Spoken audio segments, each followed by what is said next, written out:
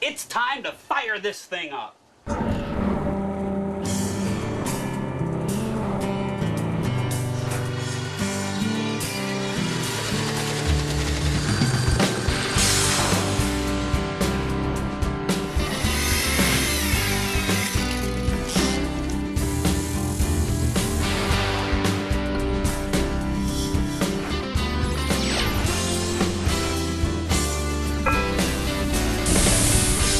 Take a look at the shoreline here on my canal where I keep this boat. Notice the mud, notice the sand. That is a great visual indication that we are quickly approaching dead low tide. Hey, well, good deal you made it. Hi, I'm John Graviscus. It's great to have you back aboard the boat. What I'm in is our model year 2003. This is our 19-foot Boston Whaler Nantucket project boat. And where I dock this at my home is right next to my fixed dock. I've got a nice little spot there. And the problem is, at low tide, where I have the boat positioned, is my hull bottom twice a day, that's how many tides we have, is literally resting on that shoreline, okay? It's resting on the floor bottom. That's not the best thing for a boat. And today here at ShipShape TV is we're gonna learn about the different types of boat lifts.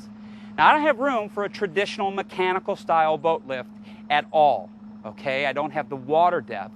And what I want to take a look at are some of the different types of drive-on boat lifts. And for example, we have a couple of drive-on boat lifts here. Could be a possible candidate. But the one that I kind of uncovered in my researching is a product put out by a company called Carolina Waterworks. And they are making a very user-friendly solar-powered boat lift. But guess what? Before we can get into any of this stuff, shoot, you know the drill by now. You see, we need to work out a little trade-off. We've got to get all of you to spend the next 30 minutes with us as we're working right here along the beautiful water's edge. And then in exchange, with again the help of a few of my very knowledgeable friends in the marine industry, we're all going to be pooling together in order to do our very best to let you in on a few more ways to make your boat ship-shape. Take a look at that beach over there. That's what I'm talking about. That's what my hull bottom rests on. ShipShape TV, the world leader in boat improvement, is being brought to you in part by the high-tech, low-maintenance Evinrude E-Tech. Evinrude, spend more time on the water. By Sunbrella Performance Marine Fabrics, shading boats and boaters for over 50 years. We've got you covered, Sunbrella. And by Raymarine, world leaders in marine electronics. Does your boat lift block your view? You struggle and strain just to launch your boat. With Safe Haven solar-powered boat lifts, you can drive onto your boat lift and enjoy your view. Boat launching has never been so easy. Push a lever and watch the lift lower your boat into the water. Drive on, lift the lever, and your boat is safely out of the water.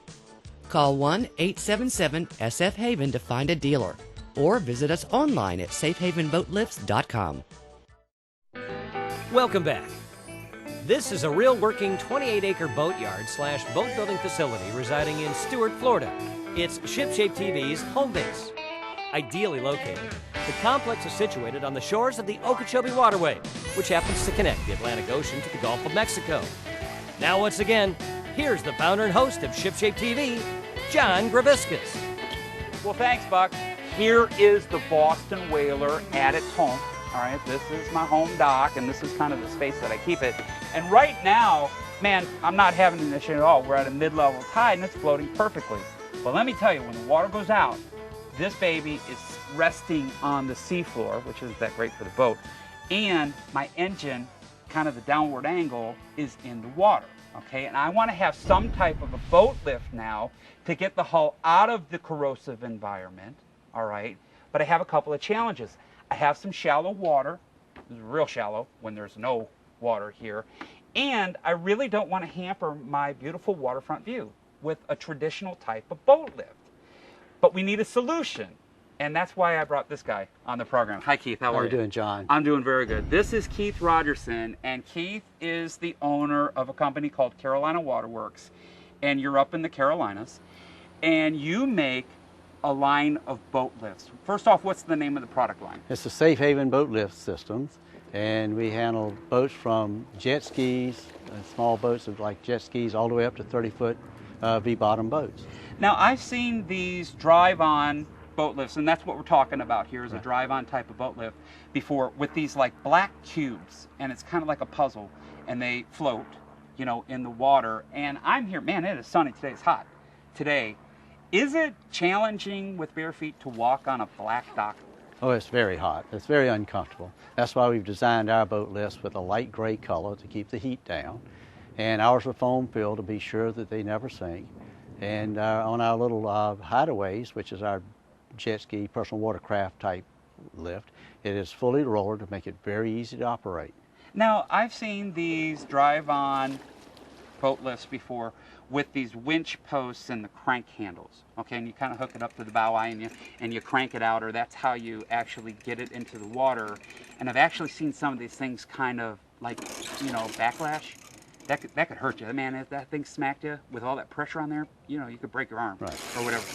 Do any of your boat lifts, do they have these crank handles? No, the boat lifts we sell do not need crank handles on it. They are solar powered. What are you actually powering? Why do you need power? We are powering it with solar power, so we do not need to run electrical power down to the dock. And what's the function of that solar power? What's it doing? It actually runs a small compressor and blows the water out the stern of ballast tanks so that the stern of the boat will lift up and be out of the water. Okay, so like when you want to lower your stern, okay, you would actually just bring, like a submarine, you'd bring water into the lift the ballast tank itself, right, and it sinks, okay, and you're able to easily get it off.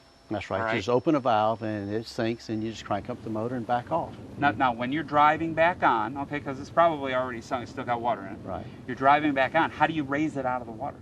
Well, it actually has a little foam and keeps it above the water so it doesn't get trash on it when you're gone. But when you drive on it, it quickly sinks as you drive up, and you drive your boat up on it. You flip the little lever up and push a start button, and it lifts the boat out of the water and shuts itself off. So it's pumping air into those chambers, and it lifts it out of the water. It pumps air in the lift chambers. Okay, Ballast now tanks. I've been in the Carolinas before, and you guys with all those savannas and stuff, there are really, really, really long docks, okay?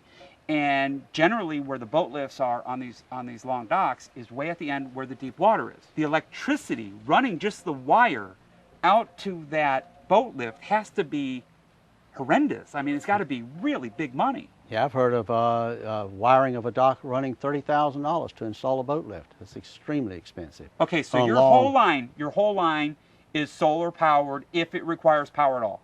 That's right. It's solar powered if it requires power at all, and there's no wiring required. It's all assembled into a neat little solar panel box. Why do environmentalists, why do they really like these drive-on boat lifts rather than just having the boat in the water like I do right here? Well, it's not an eyesore. The boat stays low to the water, but the bottom paint on the boat is not in the water, or you don't need bottom paint anymore, which is toxic. And the boat drives up on the boat lift, and the bottom of the boat lift, you don't put bottom paint on it, and it has marine growth that occurs on the bottom of the boat lift, and then the fish come up, and it becomes basically an offshore, like a reef. You're creating an estuary, estuary. So you don't put anti-foulant paint on the underside of it. You want growth to happen there. You want growth to happen there, and it's actually good for the environment and gives a habitat for fish and marine life. Now, I've got a 19-foot boat. What lift would I use in your product line for a 19-foot boat, and are there options? Well, there are two options in a 19-foot boat. We have the Retreat series to pick up a 19-foot boat, and a Harbor series to pick up a 19-foot boat.